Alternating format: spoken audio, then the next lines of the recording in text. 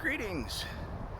Today I wanted to talk about how you can use your HSA and a little trick to earn an extra 2% per year off of your health insurance costs.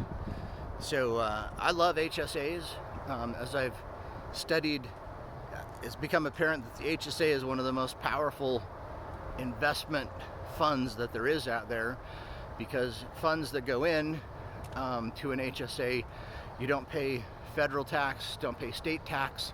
You also don't pay FICA, which is your Social Security and Medicaid payments on there. That's one of the only things that you don't have to pay FICA on. So it's tax deducted on the way in. If you leave your funds in the account and invest it, the funds will grow tax-free. And then when you pull them out for medical related expenses, then you also don't pay tax. So as I've gotten older, I've realized how powerful the HSA is, and I've actually started using it as another retirement investment account.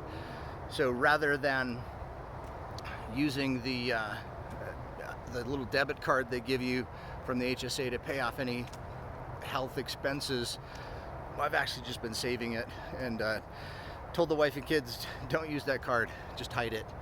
Another reason to not use the card, the FSA card, not the FSA, but the HSA card, is if you have a credit card that pays cash back, then if you use that card to pay off your medical expenses, you actually get the points. So the card that I use is from Fidelity. It's a 2% cash back card.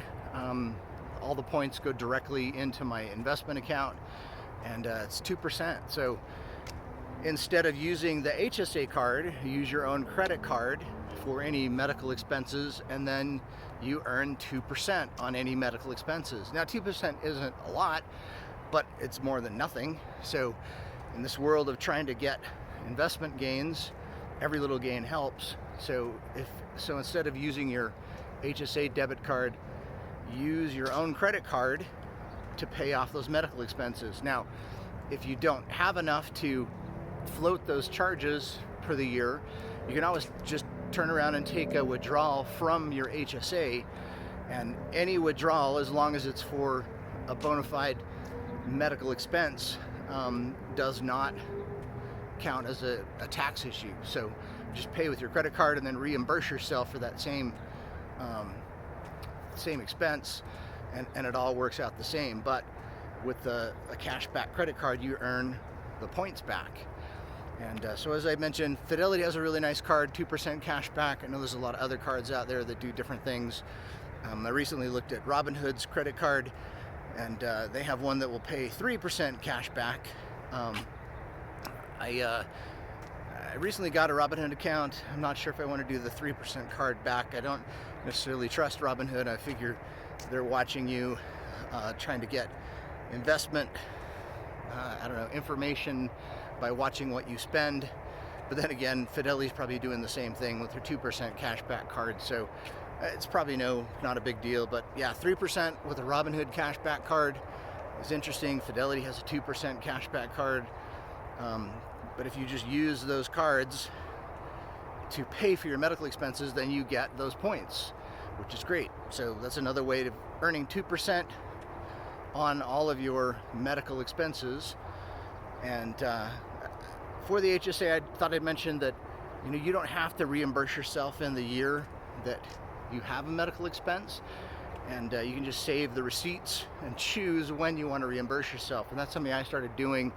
It's a little bit of a hassle to save all the receipts. I guess you could digitize them, but you can 10 years in the future reimburse yourself from those. And one of the nice for those things, and the nice thing about that is that that the reimbursement funds don't count as income. So that's a way to use an HSA as a pseudo retirement account, because you can choose when to reimburse yourself. It doesn't count as income, so it doesn't hit you on taxes, nor eventually IRMA, which I've heard comes about eventually. And I don't know, it's just a really good thing. So I've started using my HSA as an investment account, and I just use my own credit card to pay for any out-of-pocket medical expenses. So there's your tip for the day. Again, thumbs up if you find this useful, and we'll see you later.